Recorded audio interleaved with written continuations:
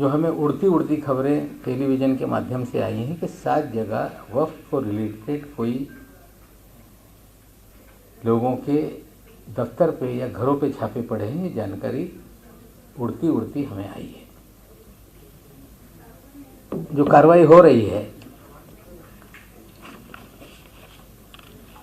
वो पूना का एक ट्रस्ट है,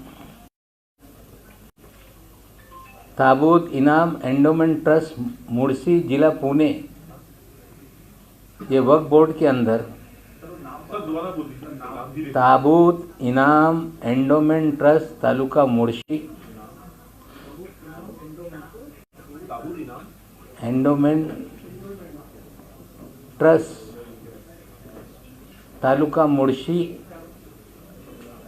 पुणे डिस्ट्रिक्ट, जो वक्फ बोर्ड के पास रजिस्टर है MSBW/PUN 131/2009,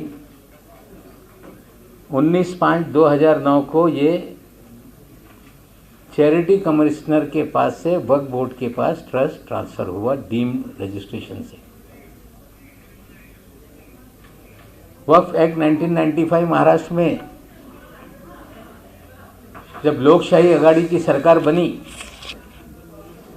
उस समय वक्फ एक्ट को लागू किया गया और वक्फ एक्ट लागू होने से जो भी चैरिटी कमिश्नर के पास संस्थाएं रजिस्टर थी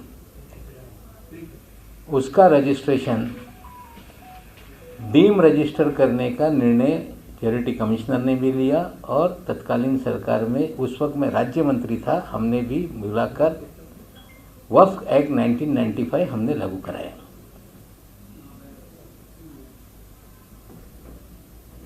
और जो छापेमारी हो रही है, जिसकी खबरें आ रही हैं, कुछ चैनल वालों ने चला दिया कि नवाब मलिक के घर तक ईडी पहुंच जाएगी।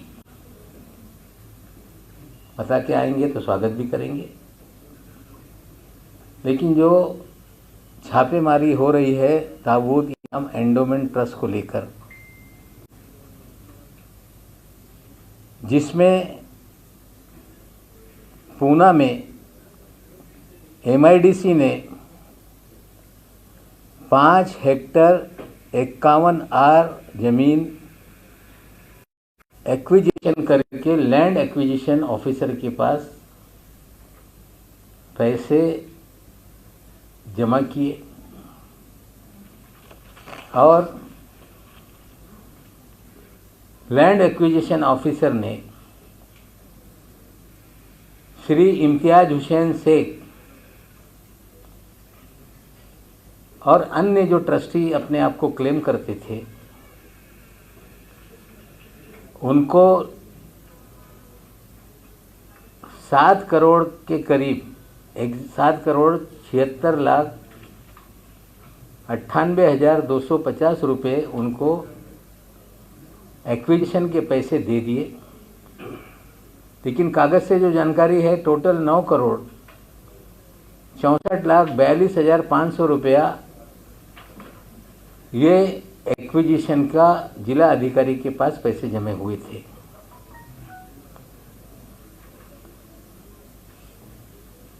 जो एक बनावट कागज पत्र के आधार पर 30/12/2020 का कागज इस्तेमाल करके 7,76,98,250 रुपये ये उन्होंने अपने अकाउंट में लेने का काम किया। उसके बाद वक्फ बोर्ड को जानकारी मिलने के बाद कि जो NOC उन्होंने में दाखिल की है, जो हमारे चीफ एग्जीक्यूटिव ऑफिसर हैं श्री अनीश शेख, उन्होंने जो पूना डिवीज़न के जॉइंट CEO हैं श्री खुशरू, उनके माध्यम से 13 अगस्त 2021 को पूना के बर्न गार्डन पुलिस स्टेशन में एक एफआईआर दर्ज कराया। एफआईआर दर्ज करने के बाद 5 लोगों की गिरफ्तारी हुई, जिसमें पहला नाम है चांद रमजान मुलानी, दूसरा नाम है इम्तियाज मोहम्मद हुसैन शेख, तीसरा आरोपी है एडवोकेट कलीम सैयद, एक राजगुरु नाम का व्यक्ति है और एक कामड़े नाम का व्यक्ति। इनकी पुणे पुलिस ने गिरफ्तारी की। थोड़ा सा अधिक जानकारी इसमें दे दूं कि जब हमारे खुशरू जो वहाँ के डिविजनल वक्फ ऑफिसर हैं वो पुलिस स्टेशन गए अगस्त में, तो पुलिस ने कंप्लेंट लिखने में कुछ कोताही कर रहे थे। मुझे चीफ ऑफिसर ने फ़ोन किया कि हमारा डिविजनल वक्फ ऑफिसर बर्न गार्डन पुलिस स्टेशन पहुंचा है, उसकी एफआईआर दर्ज नहीं हो रही है। जो अमिताभ गुप्ता जी कमिश्नर हैं पूना के, उन्हें मैंने फ़ोन किया और बाद में सीओ साहब का फ़ोन आया कि 1 घंटे के भीतर बुलाया गया है और एफआईआर दर्ज किया गया। पुलिसिया जांच चल रही है। 3 लोगों को उसमें बेल हुआ है, 2 लोग अभी भी पुलिस की कस्टडी में है, पुलिस जांच कर रही है। मैं आपको बता दूं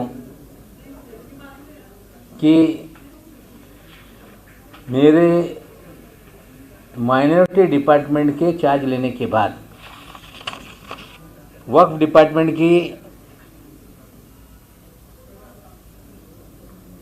जो हम मिनिस्टर हैं, वक्फ एक्ट के तहत बोर्ड ये पूरी तरह से वक्फ एक्ट के तहत काम करने के लिए उन्हें आज़ादी है। अगर कोई हमारे पास कंप्लेंट आती है उसकी जांच हम बिठा सकते हैं। और महाराष्ट्र के इतिहास में पहली बार 10 वक्फ बोर्ड के मेंबरों की नियुक्ति हुई, जिसमें 2 मेंबर ऑफ पार्लियामेंट की नियुक्ति की गई। चुनाव के जरिए 2 विधायकों को वहां पे नियुक्त होना था, उसमें से एक विधायक का फॉर्म आया, उसकी नियुक्ति की गई। मुतवल्ली कोटे से 2 नियुक्तियां हुई, एक की उसमें देहांत हो गया, उसका भी चुनाव होने वाला है। एक एमएलए की सीट खाली है, उसका भी चुनावी प्रोसेस शुरू है। पहली बार महाराष्ट्र के इतिहास में फुल फ्लैज बोर्ड बना है। 26 तारीख के दिन चेयरमैन का भी इलेक्शन डिक्लेयर किया गया है और चुनाव के जरिए नया चेयरमैन आएगा। पहली बार महाराष्ट्र के इतिहास में जब से वक्फ बोर्ड महाराष्ट्र का बना, परमानेंट सीईओ वहां पे कोई अपॉइंट नहीं हो पाया था। हर बार एडिशनल चार्ज में सीईओ वहां पे काम करते थे। पहली बार महाराष्ट्र में 2 साल के लिए परमानेंट सीईओ की अपॉइंटमेंट हम लोगों ने की है। साथ ही साथ लगातार हमारे पास कंप्लेंट आती रही और हमने बोर्ड को, सारी सीईओ साहब को कंप्लेंट फॉरवर्ड की। कुछ डायरेक्ट कंप्लेंट उन्हें मिलती रही और बोर्ड ने इस साल भर में 7 एफआईआर दर्ज करने का काम किया है। एक एफआईआर है ताबूत एंडोमेंट ट्रस्ट जिला पुणे का, दूसरा एफआईआर है जुम्मा मस्जिद बदलापुर जिला ठाणे, तीसरा एफआईआर है दरगाह मस्जिद गैबी पीर चिंचपुर आष्टी जिला बीड़, चौथा एफआईआर है मस्जिद देवी नीमगांव तालुका आष्टी जिला बीड़, पांचवा एफआईआर है दुर्गा बुरहान शाह ईदगाह जिंतूर रोड परभनी, छठा एफआईआर है मस्जिद छोटा पंजतन परतपुर जिला जालना, सातवां एफआईआर है दरगाह नूरुल हुदा मस्जिद कब्रस्तान दिल्ली गेट औरंगाबाद, और आपको जानकारी दे दूं कि इन 7 एफआईआर में बहुत सारी गिरफ्तारियां हुई। डिटेल अभी मैं दे नहीं पाऊँगा आपको, हम डिटेल एफआईआर डिपार्टमेंट को कहेंगे कि आप लोगों को दें। लेकिन आष्टी के मामले में एक डेप्यूटी कलेक्टर श्री शेड़के की भी गिरफ्तारी हुई है। जब से ये डिपार्टमेंट मेरे पास आया, वक्फ बोर्ड में क्लीन अप का अभियान हमने शुरू किया है। क्लीन अप में सरकारी अधिकारी भी नापे जा रहे हैं और क्लीन अप में कुछ बोर्ड के पुराने मेंबर हैं, वो भी नापे जाएंगे। पूरी तरह से पारदर्शक तरीके से बोर्ड का कामकाज हो, ये पिछले हमारे चार्ज लेने के बाद हमने पूरी कवायद शुरू की। वक्फ बोर्ड की मीटिंग 7-7 महीने होती नहीं थी। कोई चेयरमैन रहता था, वक्फ ऑफिसर मिलके अपना क्या काम करते थे किसी को पता नहीं चलता था। कोई एनओसी इशू हो गई तो बोलते हैं ये बोगस एनओसी है। हमने निर्णय लिया कि पूरा वक्फ बोर्ड का कामकाज ऑनलाइन सिस्टम से चलेगा। जो आईटी डिपार्टमेंट है महाराष्ट्र का, उसको पैसे दिए गए हैं, पूरी तरह से पोर्टल तैयार कर लिया है। आगामी दिनों में रजिस्ट्रेशन हो, चेंज रिपोर्ट हो, जो भी पैसे भरना है, किसी को लीज पे देना है, सारे काम को डिजिटली करने का निर्णय हमने लिया। बोर्ड से कहा है, सरकार उसमें पैसा दे रही है और डिजिटल सिस्टम से पूरा वक्फ बोर्ड का ट्रांसपेरेंट कामकाज हो, इस तरह की व्यवस्था हमने बनाई। साथ ही साथ बहुत पुराने कागजात हैं, पुराने दिनों में बहुत सारी फाइलें निकाल के लोगों ने जला भी दी। एक और निर्णय हमने लिया है कि बोर्ड के जितने दस्तावेज हैं उसको स्कैन करके उसको प्रिजर्व करने का काम हम लोगों ने किया है। आज ईडी आई है, हम उसका स्वागत करते हैं। एक एंडोमेंट ताबूत ट्रस्ट नहीं, मैं ईडी के लोगों को 30,000 जो भी वक्फ की संस्थाएं हमारे यहाँ रजिस्टर हैं, मैं उनसे विनती करूंगा कि 30,000 संस्थाओं की आप जांच करें। हमारे क्लीन अप अभियान में ईडी का सहयोग मिल रहा है, हम उसका स्वागत करते हैं। और ईडी वाले को ये भी कहते हैं कि लखनऊ शिया वक्फ बोर्ड की वहाँ के शिया कम्युनिटी ने प्रधानमंत्री को खत लिखा था, सीबीआई को दी गई है।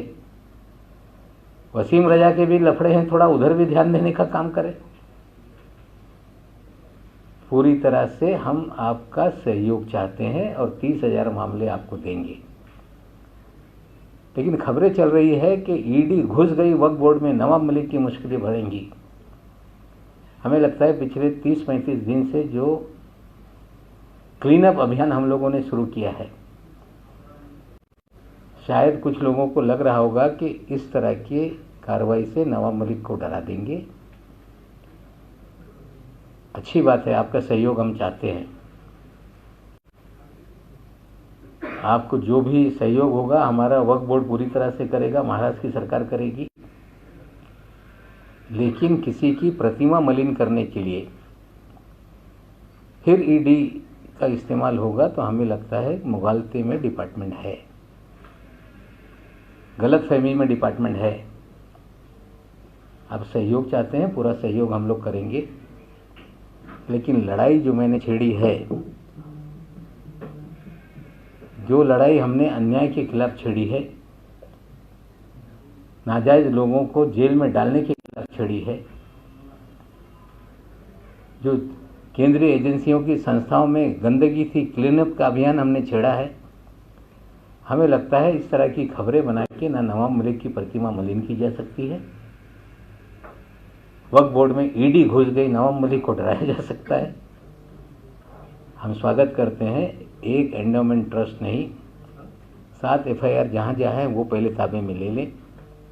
और जितनी वक्फ की संस्थाएं हमारे यहाँ रजिस्टर है, हम मांग करते हैं कि ईडी सभी संस्थाओं की जांच करे ताकि जो क्लीनअप अभियान हमने चलाया है उसमें आपका सहयोग मिले। धन्यवाद। काय प्रश्न आहे?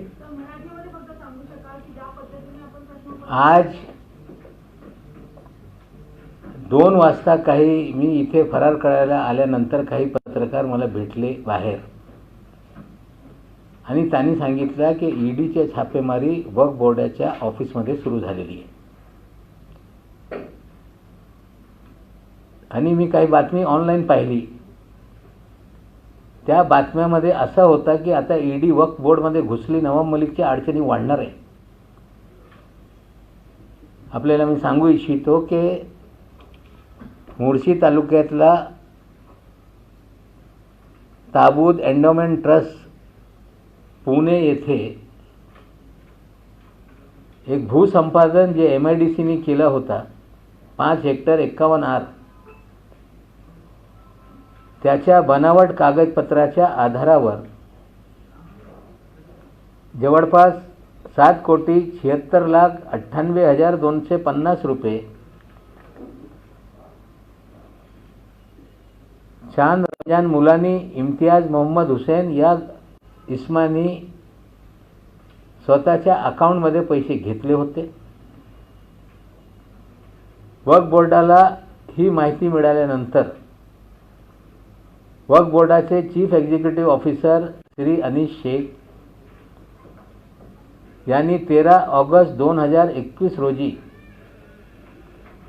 पत्राद्वारे बंड गार्डन पोलीस स्टेशनमध्ये तक्रार करण्यासाठी जे डिव्हिजनल वक्फ ऑफिसर आहे श्री खुशरू यांना लेखी तक्रार घेऊन पाठवलं होतं. बंड गार्डन पोलीस स्टेशनने ती तक्रार घेतली नाही. त्या दिवशी संध्याकाळी तेव्हाच मला अनीश शेख यांचा फोन आल्यानंतर मी अमिताभ गुप्ता यांना फोन करून सांगितलं की गंभीर विषय आहे, तात्काळ तक्रार दाखल करा. ते FIR दाखल करण्यात आलं आणि त्या FIR मध्ये 5 लोकांना अटक झाली. चांद रमजान मुलानी, इम्तियाज मोहम्मद हुसैन शेख, ॲडव्होकेट कलीम सय्यद, राजगुरू आणि कांबळे नावाचे 5 ग्रस्तांना याच्यात अटक करण्यात आली. जे पैसे लँड ॲक्विजिशन ऑफिसरनी त्यांच्याकडे वर्क केला होता ते पैसे जप्त करण्यात आले. आणखीन काय तपास आहे त्याची माहिती मी देऊ शकत नाही. आणि पुण्याच्या बंड गार्डन पोलीस स्टेशनमध्ये या बाबतीत सविस्तर माहिती आपण घेऊ शकताय. आणि या महाराष्ट्रामध्ये नवीन सरकार आल्यानंतर नुसता एकच पुण्याच्या FIR दाखल झालेला नाही, एकंदरीत 7 FIR आम्ही लोकांनी दाखल केलेला आहे. एक पुणा एंडोमेंट ट्रस्टच्या, दुसरा जुम्मा मस्जिद बदलापूर, तिसरा दुर्गा मस्जिद, दर्गा मस्जिद गैबी पीर चिंचपूर आष्टी जिल्हा बीड, मस्जिद देवी निमगाव तालुका आष्टी जिल्हा बीड, दुर्गा बुरहानशाह व ईदगाह दर्गा बुरहानशाह एंड ईदगाह जिंतूर रोड परभणी, मस्जिद छोटा पंजतन परतूर जिल्हा जालना, 7वा दुर्गा दर्गा नूरुल हुदा मस्जिद कब्रस्तान दिल्ली गेट औरंगाबाद. आणि याच्यात एक आष्टीच्या प्रकरणामध्ये डेप्युटी कलेक्टर श्री शेळके यांना पण अटक झालेली आहे. आम्ही नवीन सरकार आल्यानंतर पहिल्यांदा महाराष्ट्राच्या इतिहासामध्ये आजपर्यंत 10 लोकांच्या बोर्डावर नियुक्ती झालेली. त्याच्यात खासदार, आमदार, वकील, मुतवल्ली, इस्लामिक स्कॉलर असं सगळ्या याच्यातून नेमणुका झालेल्या आहे. एक रिक्त जागा आमदारांची आहे, कोणी फॉर्म भरला नाही, त्यासाठी पुन्हा निवडणूक लागलेली आहे. एक महिला मुतवल्ली त्यांच्या देहांत झालं, त्याची पण निवडणूक जाहीर करण्यात आलेली आहे. 26 तारखेला वक्फ बोर्डचे चेअरमॅनची निवडणूक आहे. महाराष्ट्रामध्ये कधीही या बोर्डाला परमनंट चीफ एक्झिक्युटिव्ह ऑफिसर मिळाले नाही. पहिल्यांदा 2 वर्षासाठी परमनंट CEO आपण अपॉइंट केलेलं आहे. बरेचशी तक्रारी येत राहत आहे, लोकांची कामं प्रलंबित राहत आहे. या बोर्डामध्ये बरीचशी तक्रारी होती की आमची कामं करण्यासाठी काही लोक पैसे मागत आहेत. हे सगळी परिस्थिती पाहताना आम्ही वक्फ बोर्डाचं सगळं कामकाज ऑनलाईन करण्याचा निर्णय घेतला. IT डिपार्टमेंटनी सगळं पोर्टल तयार केलेलं आहे. आगामी काळामध्ये ते लॉन्च होईल. काही फाईली घाल करण्याच्या पण तक्रारी मिळत होती, त्यासाठी स्कॅनिंग करण्याचा डॉक्युमेंट निर्णय घेण्यात आलेला आहे. आणि या एकंदरीत पारदर्शी कामकाज करण्याच्या क्लीनअप अभियान आम्ही सुरू केलेलं आहे. पण या इंडोमंट ताबूत ट्रस्टच्या प्रकरणामध्ये काही लोकांनी मला माहिती दिली किंवा आम्ही पाहतोय की 7 ठिकाणी ईडीच्या छापेमारी सुरू आहे. छान आहे, त्यांचं स्वागत करू. त्यांना पाहिजे असतील तर 7 प्रकरणं देऊ. मी त्यांना विनंती करतोय की 30,000 पेक्षा जास्त ट्रस्ट आमच्याकडे रजिस्टर आहे. सगळ्या क्लीनअप अभियानमध्ये ईडीनी पण आम्हाला मदत करावी, मी त्यांना विनंती करतोय. पण ज्या पद्धतीने बातमी पेरण्यात आली की ईडीच्या कारवाया वक्फ बोर्डच्या ऑफिसमध्ये सुरू झाला, नवाब मलिकच्या अडचणीत वाढ होणार आहे, मला वाटते मला बदनाम करण्यासाठी कुठलंही कट कारस्थान होत असेल तर नवाब मलिक कोणाला घाबरणार नाही. तुम्ही तपास करा. पुन्हा ईडीचा वापर करून नवाब मलिक हे गप्प राहील. मी जे काही यंत्रणा आहे, जे गैरप्रकारे लोकांना त्रास देते, कायद्याचा वापर करून लोकांना तुरुंगात टाकते, विरोधी पक्ष नेते बोलत राहतात की अर्धा मंत्रिमंडळ तुरुंगात जाईल. एक कोणीतरी भाजपचा नेता उठतो आणि सांगतो आता ईडी यांच्या घरी येणार आहे. भाजपचे लोक फेसबुकवर पोस्ट टाकताय, ट्विटरवर पोस्ट टाकताय, नवाब मलिक आता तुरुंगात जाणार आहे. त्यांना कळत नाही की नवाब मलिक याला धमकी आली की जीवी तुम्हाला मारण्यात येईल, तुमचा शूट करून टाकू. नवाब मलिक मारायला घाबरत नाही. नवाब मलिक तुरुंगात जायला घाबरत नाही. तुम्ही जे काही तुम्हाला तपास करायचा असेल, आता ईडीचा कारवाई सुरू केली, CBI पाठवा, NIA पाठवा, जे काही हे तुम्ही माझ्या मागे लावा. पण हे जे लढा मी या राज्यात निर्माण केलेला आहे, मी अजिबात थांबणार नाही. या प्रकारे माझी प्रतिमा मलिन करण्याचे हे प्रयत्न सुरू आहेत. त्यांना जे काही सहयोग असेल आमच्या वक्फ बोर्डाचे अधिकारी करतील. आमचे मंत्रालयातले जे डेस्क ऑफिसर आहे, ॲडिशनल चीफ सेक्रेटरी आमच्या डिपार्टमेंटचे आहेत, ते ज्या काही कागद त्यांना पाहिजे असतील किंवा माझ्या घरी छापा टाकायचे असेल, पूर्णपणे आम्ही सहयोग करायला तयार आहे. पण या प्रकारे काही लोक बोलत आहे, अरे काही असेल तर सांगा. मी ते सांगतो, तपास झाल्या तर याच्यात भाजपचे पण काही नेते तुरुंगात जाणार आहे.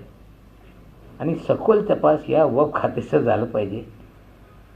हरियाणामध्ये बसलेले काही लोक तुरुंगात जाऊ शकत आहे, काही मुंबईमध्ये बसलेले लोक तुरुंगात जाऊ शकत आहे.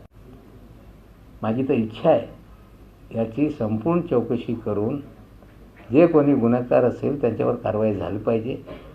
आणि ईडीचा सहयोग आम्हाला मिळते, त्याचे आम्ही स्वागत करतो. उत्तर प्रदेश के जो शिया वक्फ बोर्ड था, वहाँ पे शिया समुदाय के लोगों ने प्रधानमंत्री को खत लिखा था.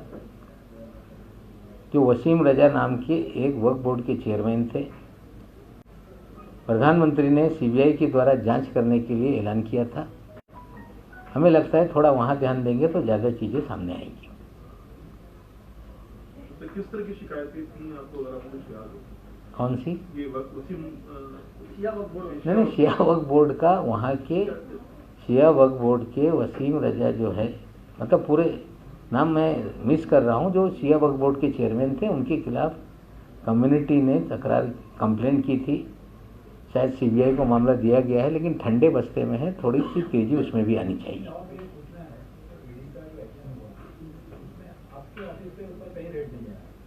हमारे सरकारी डिपार्टमेंट ना वक्फ बोर्ड में कहीं भी रेड नहीं हुआ. नहीं, बिल्कुल जी.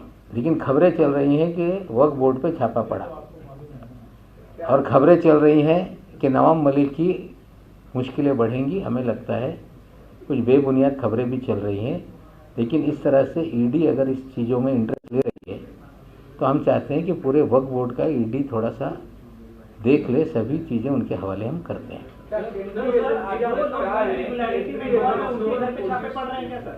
मुझे जानकारी नहीं, कहीं छापे पड़ रहे हैं, 7 जगह छापे, आप ही लोग खबर दिखा रहे हैं। और खबर में ये भी कहा जा रहा है कि वक्फ बोर्ड पे छापा पड़ रहा है, कोई वक्फ बोर्ड पे छापा नहीं। और खबर में ये भी दिखाया जा रहा है कि नवाब मलिक की परेशानी बढ़ेगी। मुझे लगता है एक कैंपेन मेरी छवि को बिगाड़ने का या मुझे डराने का चल रहा है, लेकिन इस तरह से गलत खबरों से कोई भी किसी की छवि नहीं बिगड़ती। वो तो ईडी बताएगी। अनऑफिशियल बताने के बजाय ईडी की जिम्मेदारी बनती है कि ऑफिशियल प्रेस नोट निकाले। क्या देवेंद्र फडणवीस ने ये कंप्लेंट की है कि भारतीय जनता पार्टी के नेताओं के कंप्लेंट पे ये कार्रवाई शुरू हुई है? कब एफआईआर लिया गया, कैसे ईडी का जुरिडिक्शन बन गया? ये मैं चाहता हूं कि ईडी इसका सोर्सेस से खबरें फैलाने के बजाय तात्काल प्रेस नोट निकालकर पूरे देश को जानकारी दे। क्या केंद्रीय एजेंसियों का इस्तेमाल जो महाविकास आघाड़ी के हम डरते नहीं है। इस तरह के जो भी केंद्रीय एजेंसियों के जरिए डराने की कोशिश की जा रही है, उससे महाराष्ट्र की सरकार, महाराष्ट्र के मंत्री, महाराष्ट्र के नेता कार्यकर्ता डरने वाले नहीं है। तुम्ही म्हणालात की हरियाणात गेलेले नेता आणि मुंबईतले नेता भाजपचे तुरुंगात जाऊ शकतात, म्हणजे कोणाकडे नाही ठीक आहे, तपास होऊ द्या ना। आता किती फेर तपास करताय। आणि आजच मी सांगतोय की राष्ट्रवादी काँग्रेस पक्षाने ठरवलेलं आहे, आमच्याकडे जे काही तक्रारी ईडीकडे नेत्यांची आहे, एक कव्हरिंग लेटर तयार करून राष्ट्रवादी काँग्रेस पक्षाच्या डेलिगेशन सगळे प्रकरण घेऊन ईडीच्या कार्यालयात जाणार आहे की हे तपास का थांबलेले आहे, या तपासाला तुम्ही गती का देत नाही। आम्ही या देशाच्या ईडीला सहयोग करण्यासाठी सगळी माहिती संकलन झालेली आहे।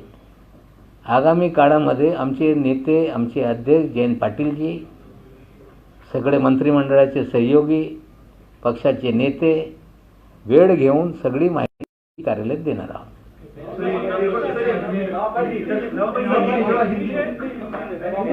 पहले सवाल पूरा होना। सवाल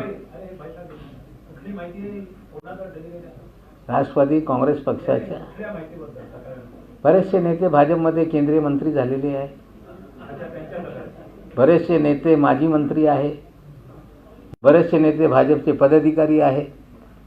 यांच्या माहितीच्या संकलन नाही कोण गेले नाही, ज्यांच्या विरोधात ईडी एफआयआर दर्ज आहे, तक्रारी दाखल आहे, ते थोडा गतिमान करावा, हे पत्र घेऊन आम्ही जाणार आहोत। राष्ट्रवादी कांग्रेस पार्टी ने निर्णय लिया है कि आगामी दिनों में एक राष्ट्रवादी कांग्रेस पार्टी का डेलीगेशन राष्ट्रवादी कांग्रेस पार्टी के हमारे महाराष्ट्र के अध्यक्ष मंत्री जयंत पाटिल जी की अध्यक्षता में कई मंत्री साथी, कई विधायक, महाराष्ट्र के नेतागण, एक सारी जानकारी शायद ईडी के कार्यालय से शायद अगल बगल हो गई या उन पे उनका ध्यान ना हो, वो सारी जानकारी लेके ईडी कार्यालय में हम लोग जाएंगे और आशा करते हैं जो जानकारी हम उपलब्ध कराएंगे उस पर भी थोड़ा सा वो कार्रवाई शुरू करेंगे। ये कौन से नेता है, ये कौन से नेता है जिनकी फाइल से जब हम कागज देंगे सारे नाम सामने आ जाएंगे। मोहीम चालवली होती मागच्या काही दिवसानंतर, त्यानंतर ह्या ईडीच्या रेड पडल्यात असं तुम्हाला एक प्रकार मी असं आहे, कुठे असं आहे, एसीबीची मोहीम चालू राहणार की नाही? माझा लढा हे चालूच राहणार आहे। अन्यायाच्या विरोधात हा लढा बंद होणार नाही। तुम्ही फक्त ईडीकडे जाणार की सीबीआय आणि इन्कम टॅक्स वगैरे सगळीकडे? नाही, ईडीची कागद आमच्याकडे आहे, तिकडे पण जाऊ, तिथेच जाऊ। सहयोग लेंगे क्या आप? मुझे लगता है उनके पास शायद कबाड़ी के दुकान से कागज लाते हैं, हम अच्छा कागज ले जाएंगे। Thank you.